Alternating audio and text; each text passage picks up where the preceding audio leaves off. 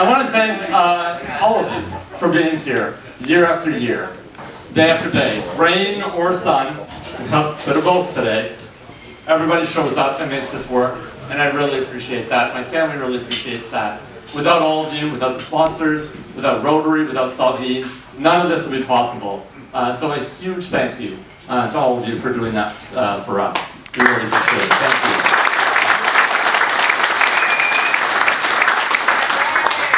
Now this is actually a special year as well. Not just because of the what we just broke, our record here, moved to 1.5. But when this tournament started, I was, as I said, just a little guy. But this also is the first tournament that I get to welcome one of my university students here as a golfer. Andrew, who, we'll give a little wave there, Andrew.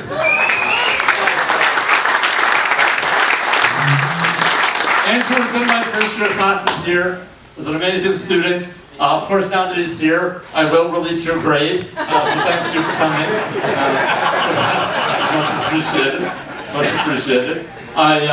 Andrew was playing for the London Knights, and several days after he finished the exam for my class, he was traded to the Owen Sound Attack.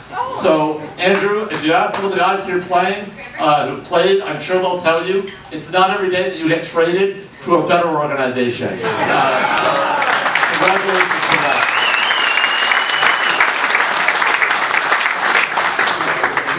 The last little story that I want to leave you with just happened, actually, a couple days ago.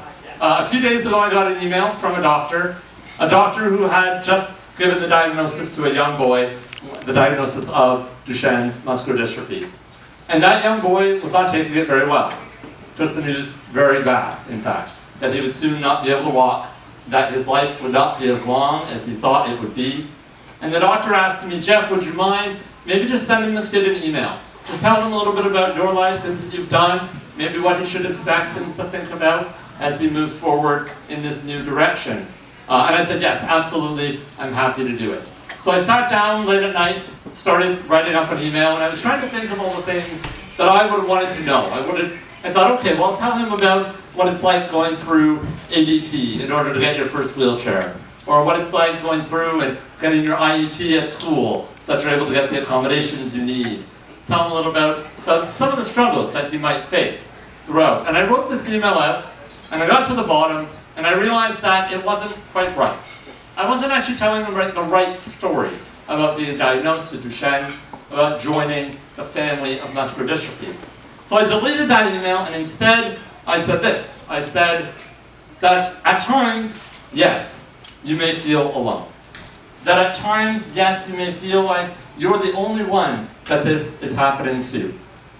At times you will be told all the things that you are not able to do because of this disability, because of this diagnosis. But I want to tell you a different thing. I want to tell you that despite what you've been told, that you may not just graduate high school, but maybe go on to university, that you may be a doctor too. I want to tell you that when you go to university, you may meet the love of your life, your wife who you will marry, and who would love to be here today but had a job interview. So hopefully she'll be here because she'll have a job next year.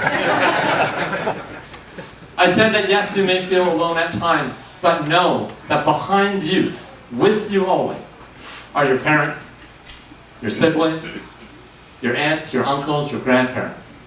They're here with you too. And behind them, you have your community, the town in which you live, the people that care, that want to help. And behind them, you have the sponsors that live outside of your town, perhaps. Behind all of them, you have tournaments just like this, who say that not only are you not alone, that yes, this is bad news, but good news is around the corner. And that's what I want to leave you today, is to say that after 24 years, when we started this tournament, we were talking a lot about giving people hope, about saying we want to do something and not nothing. After 24 years, we now have treatments that are going into trial.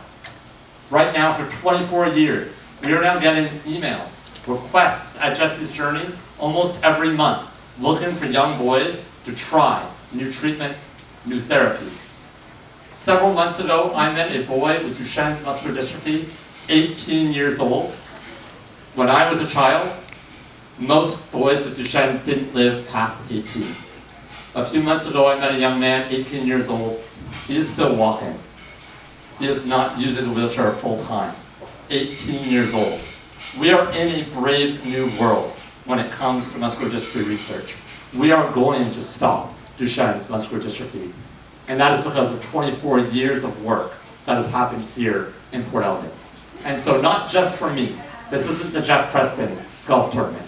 This tournament is for all those boys, like the one who I just met earlier this week, diagnosed.